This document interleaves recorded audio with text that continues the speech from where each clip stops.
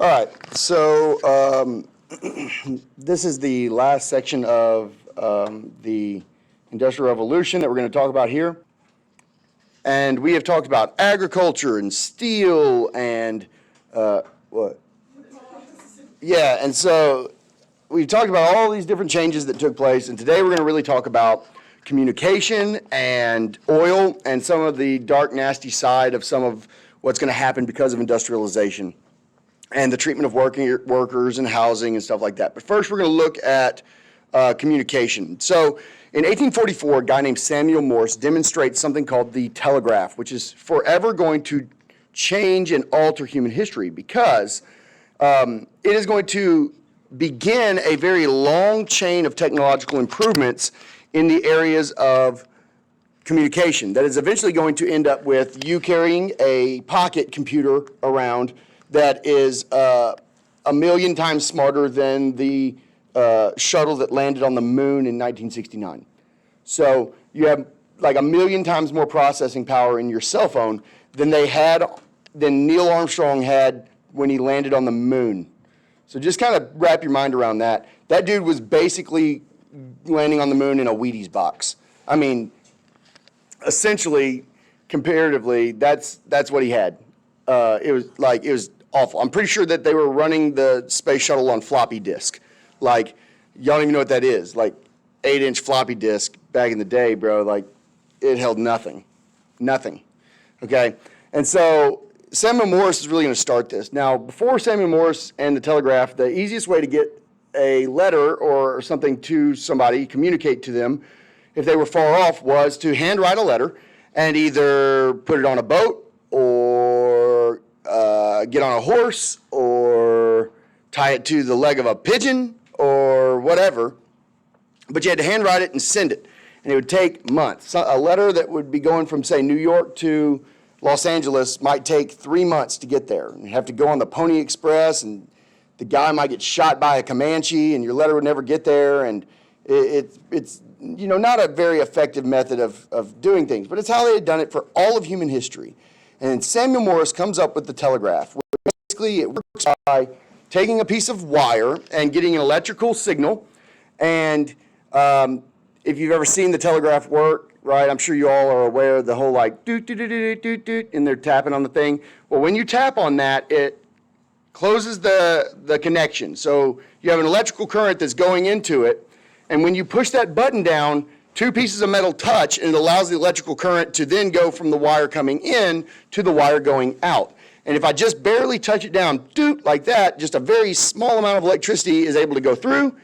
And then because it's being pushed with electromagnetism, it shoots through that wire as far as it can go until it gets to somebody on the other end of that wire that has a speaker.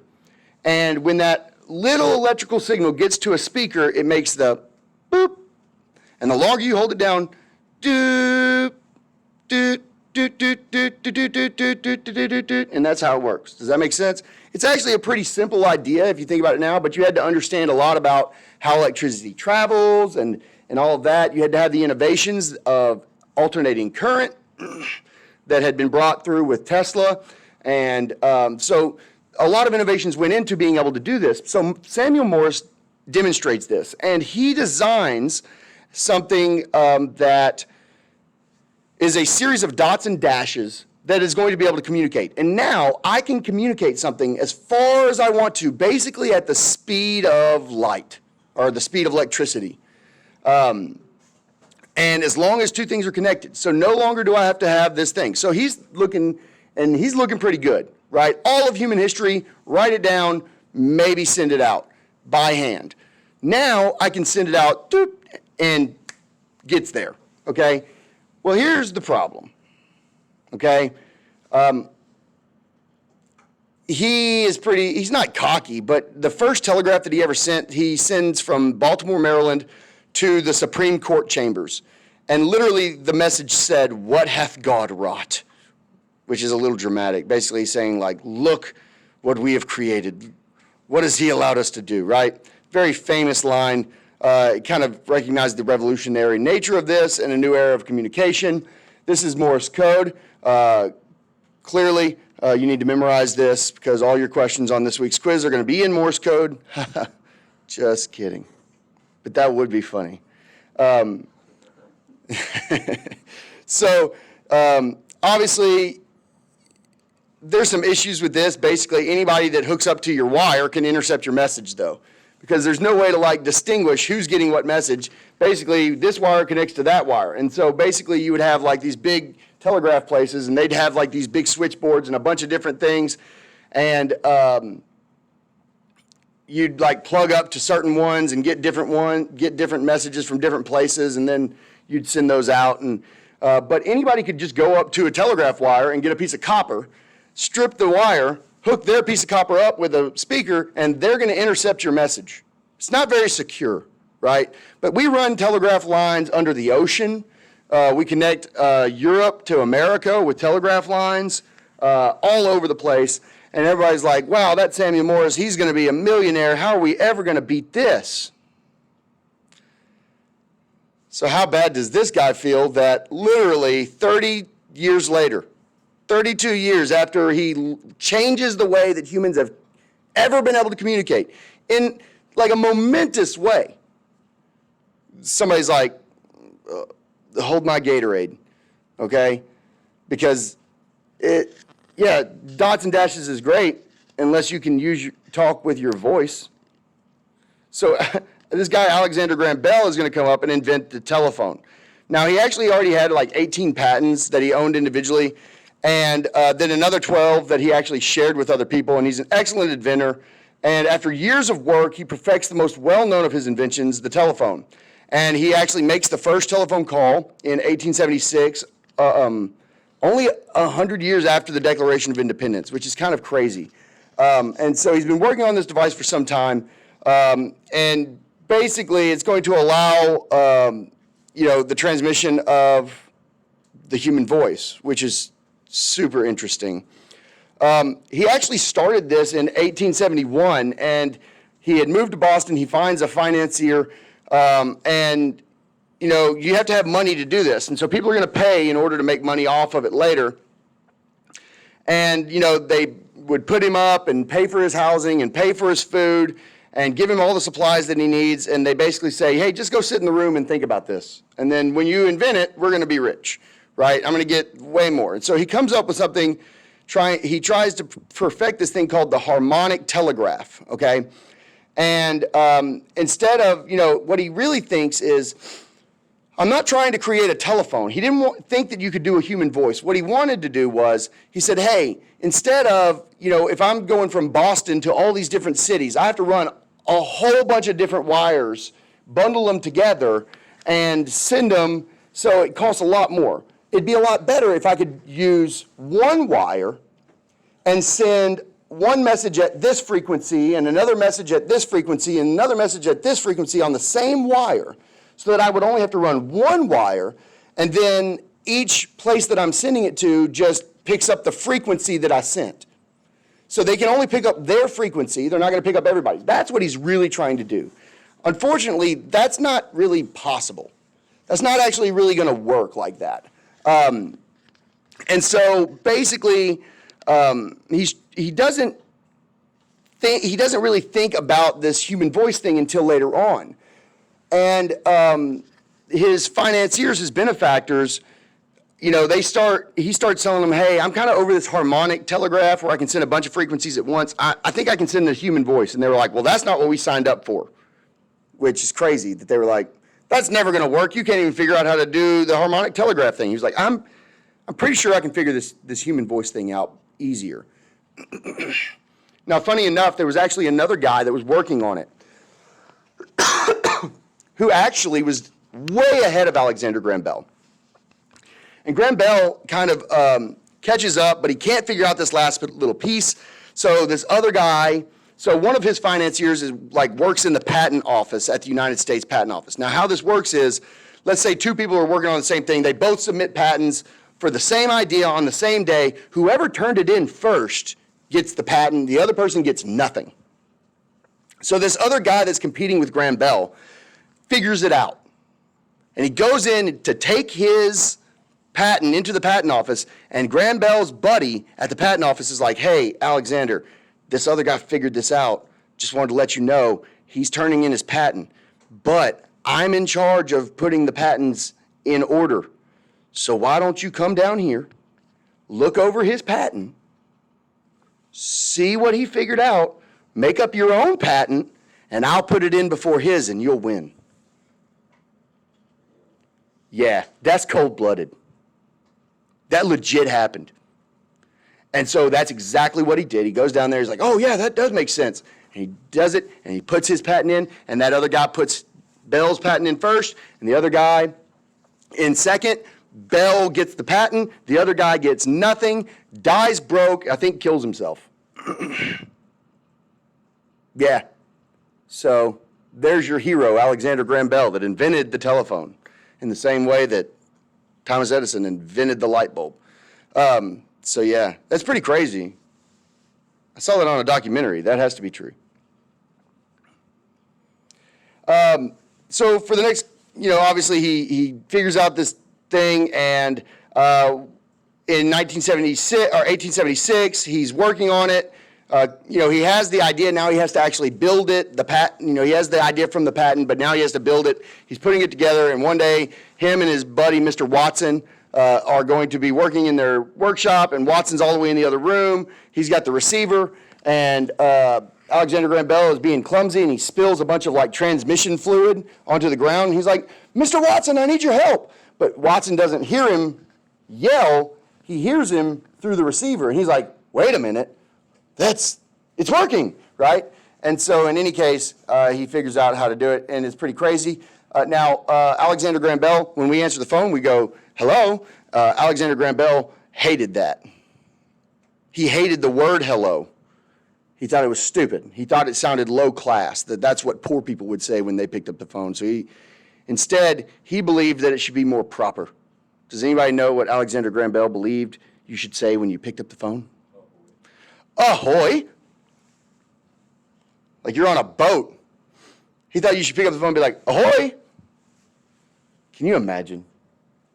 Oh my gosh. Can you imagine that Adele song? Ahoy. You know what I mean?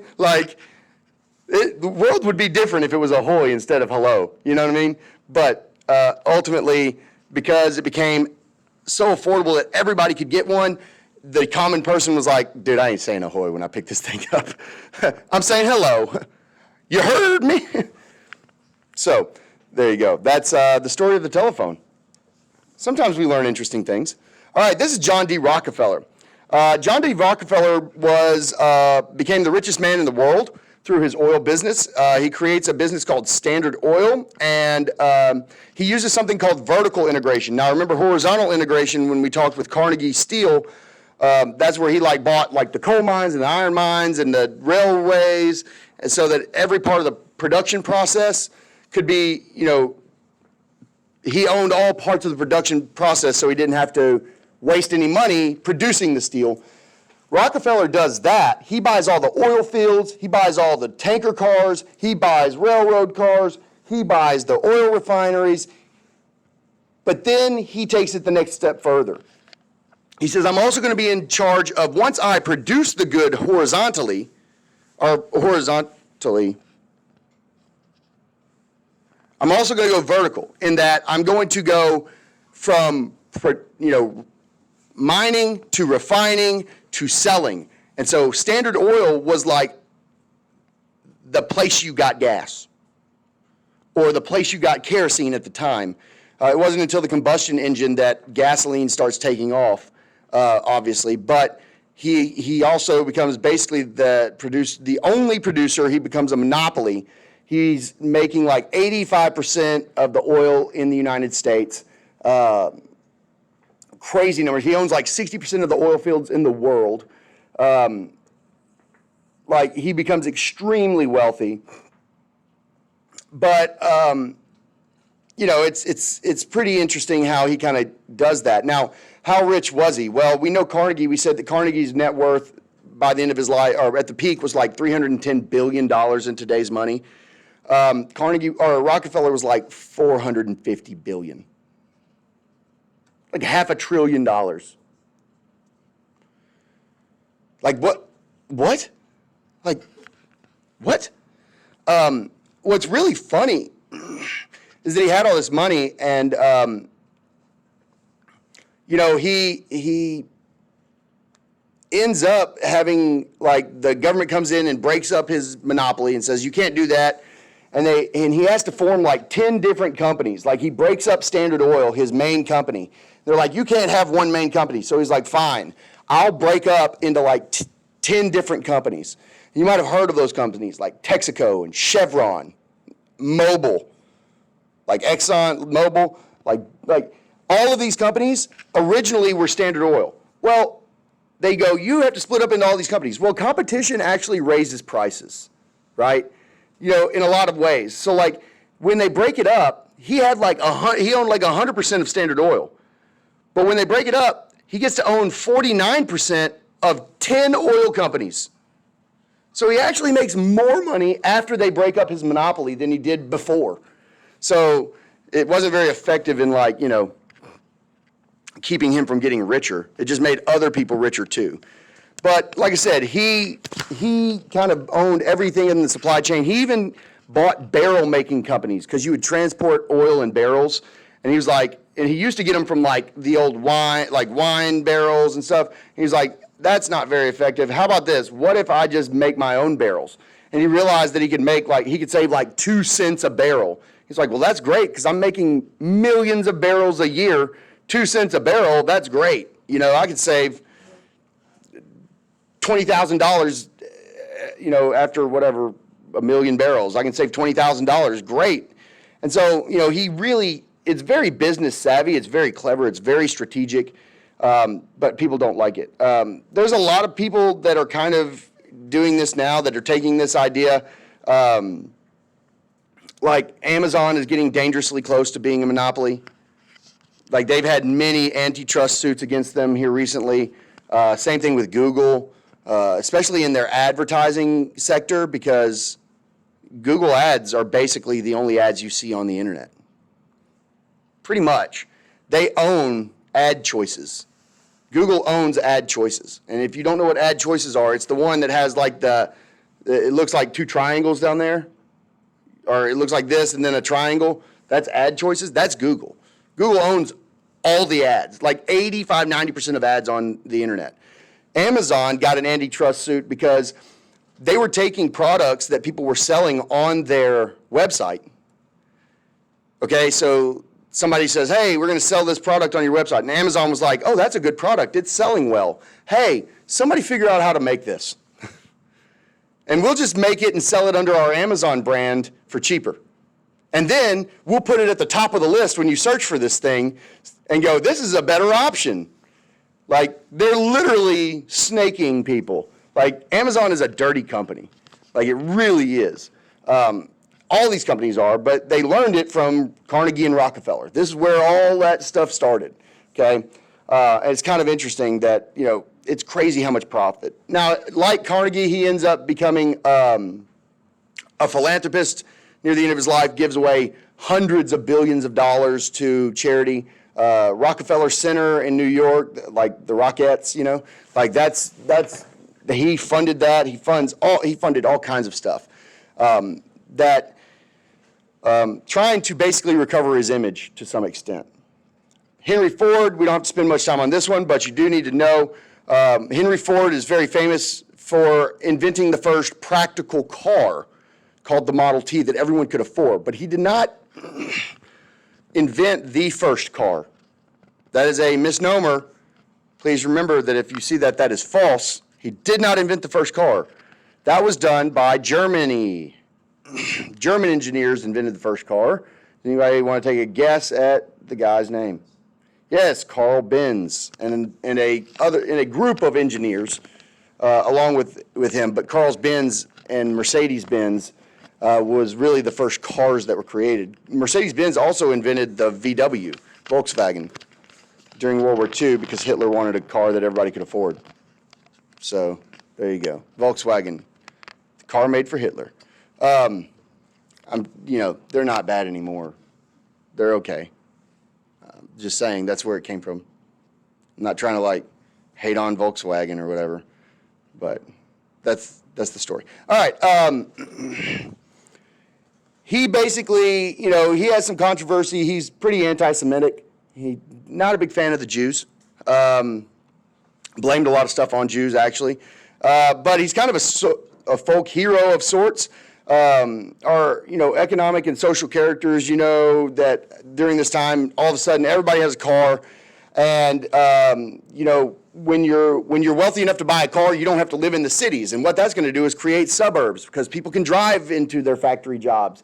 Or they can drive in, like the managers of the factory don't have to live in the cities anymore. They can drive 20 minutes to work from outside the city, and they can get out of the nasty, bad, air polluted.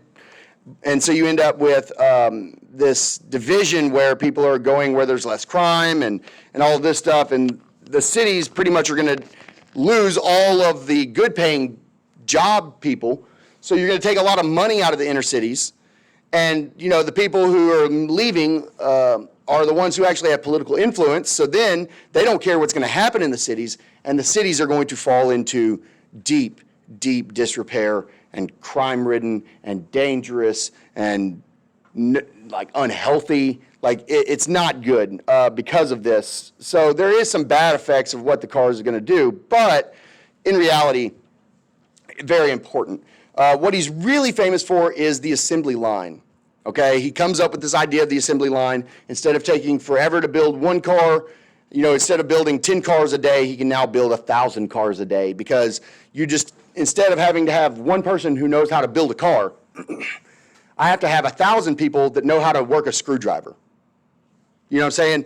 And it goes from station to station. You go, hey, your job is to take this wrench and go rank, rank, rank, rank on this wheel, and then it goes to the next guy, and he goes to the next lug nut, and he goes rank, rank, rank, and basically you pass it on down the line, and everybody has one job to do. You can train anybody to do it, because you just go in there and you go, hey, you just go, and then it goes to the next guy, and you do that for 12 hours a day. And you don't have to know anything. You can train that in an afternoon. And it makes it so much faster because I can produce more of them. Now I can sell more of them, which means that I can make way more money. And that's what he does. And he made so many Model Ts, so many.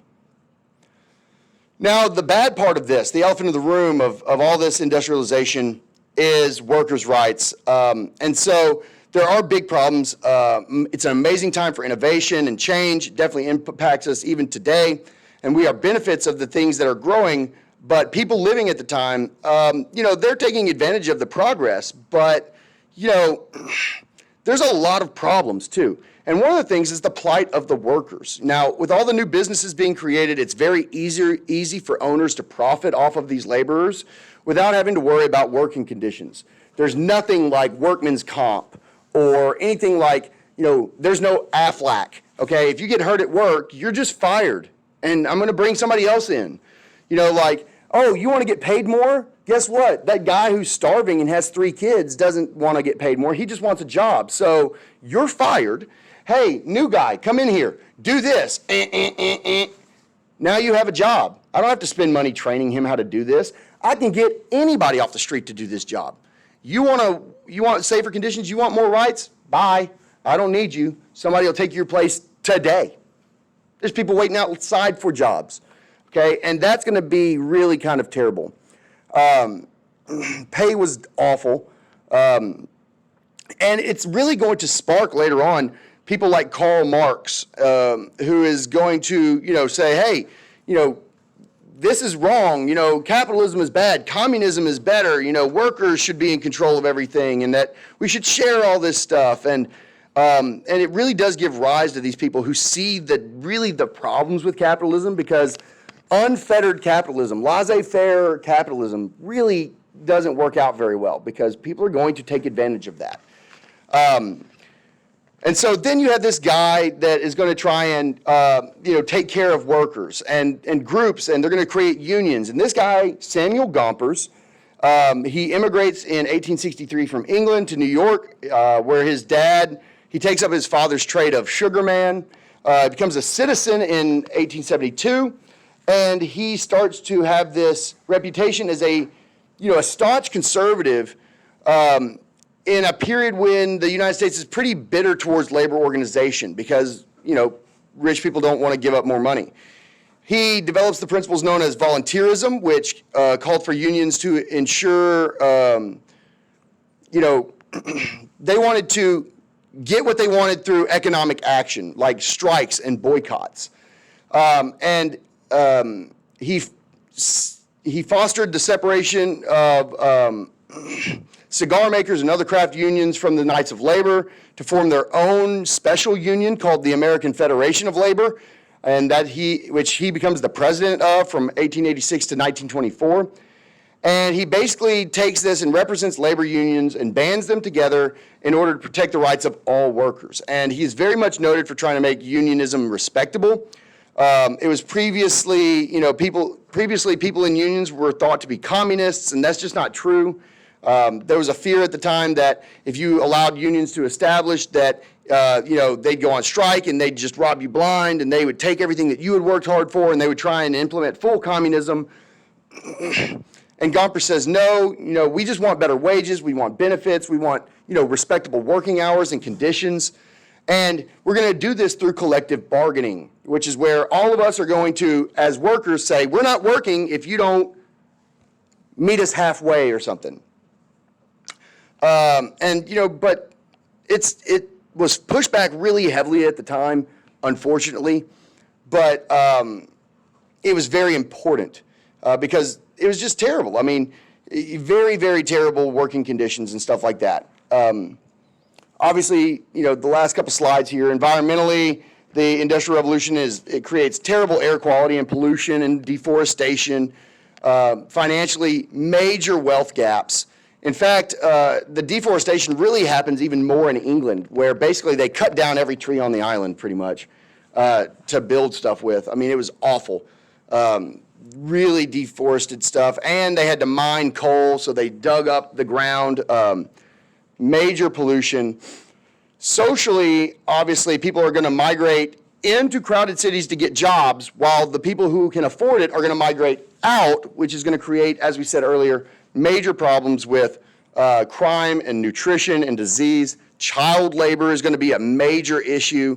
And so you're going to end up with these poor living conditions, particularly at these places called tenement houses, which are basically just like thrown together wooden houses that would fall down, that you might have all these different people living in one room. It's absolutely horrible and horrific.